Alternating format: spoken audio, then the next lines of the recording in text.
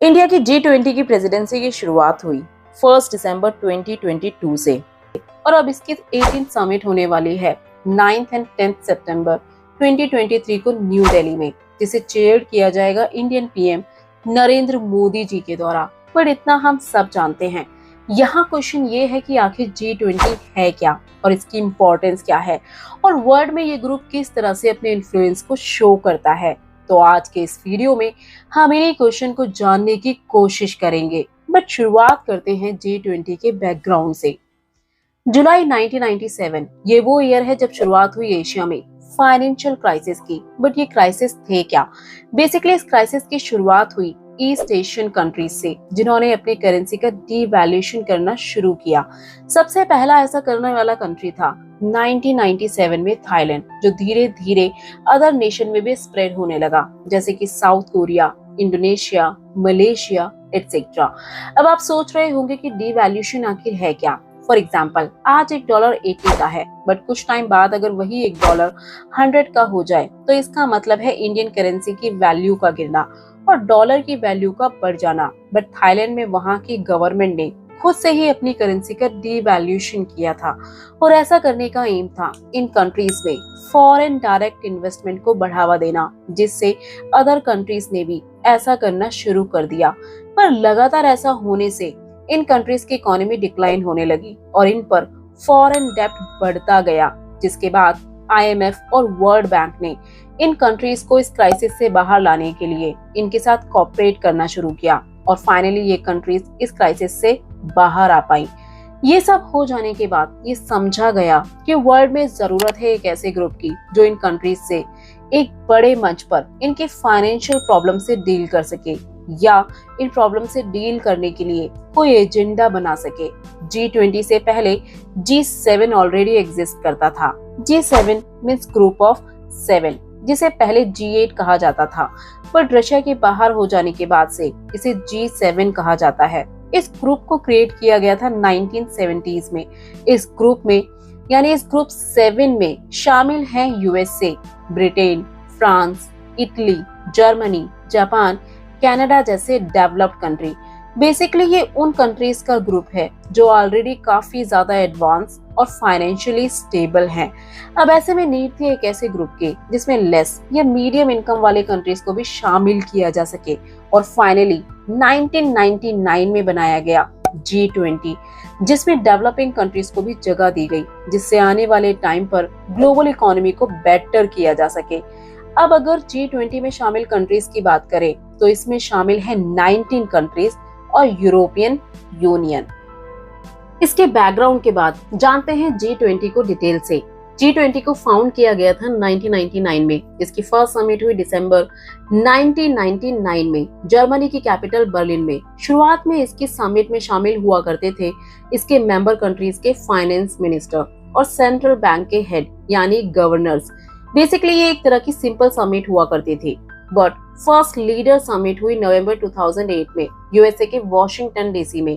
Means जब member countries के leader ने इस समिट को अटेंड करना शुरू किया। पर क्यों?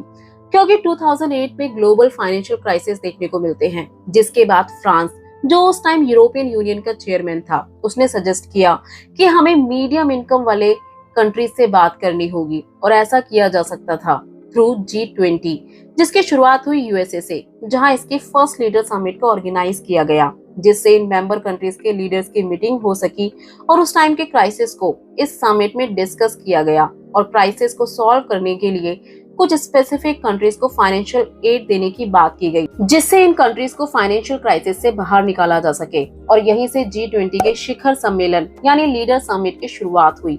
वर्ल्ड में आज बहुत सी प्रॉब्लम्स हैं, जैसे कि टेररिज्म, ग्लोबल वार्मिंग एटसेट्रा। तो इन समिट के जरिए ये कंट्रीज कुछ एजेंडास को डिसाइड करती हैं और उस पर मिलकर काम करती हैं। G20 का कोई हेडक्वार्टर नहीं है।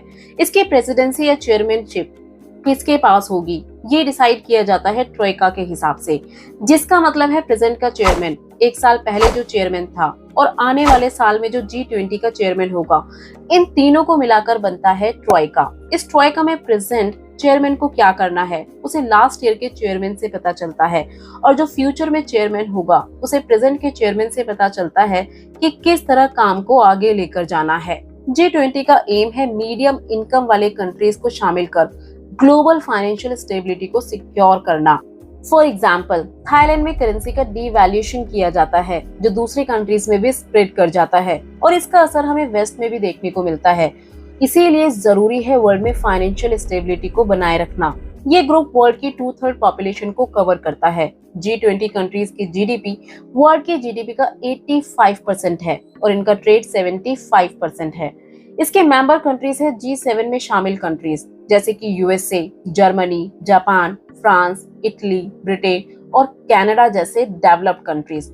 और रशिया G7 से बाहर हो चुका था बट वो G20 का मेंबर है।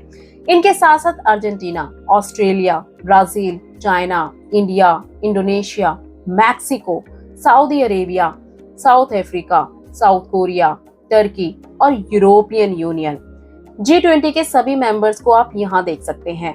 अब इन G20 के कंट्रीज को 5 ग्रुप्स में डिवाइड किया जाता है जिसमें इंडिया पार्ट है ग्रुप 2 का, जिसमें इंडिया के साथ शामिल है रशिया, साउथ अफ्रीका और टर्की।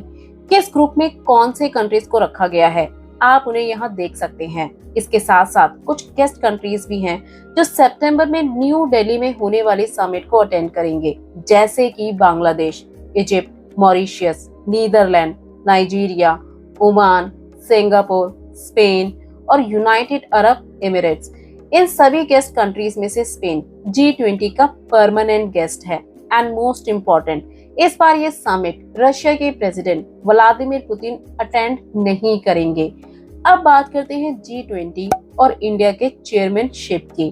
फर्स्ट टाइम इसे चेयर किया जाएगा इंडिया के द्वारा और भारत में पहली बार इसकी समिट की जा रही है। और समिट का मेन एजेंडा होंगे Ukraine war, climate change, food and energy prices, cooperation with global south. और इसका 2023 का थीम है वासुदेव कुटुंबकम, जिसके अंदर आता है one earth, one family, one future.